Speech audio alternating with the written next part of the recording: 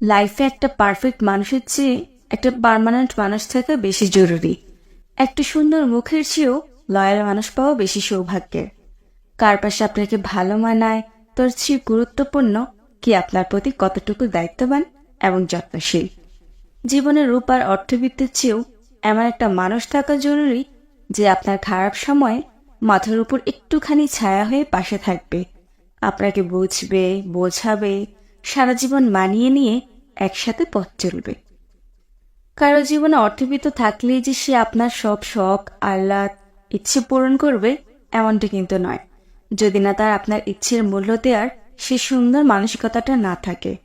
শুধুমাত্র কারো সৌন্দর্য আপনাকে সারা জীবন আটকাতে পারবে না, যদি না আপনি সেখানে মানসিক শান্তি না খুঁজে পান, যদি না আপনি একসাথে তার সাথে ভালো থাকতে পারেন।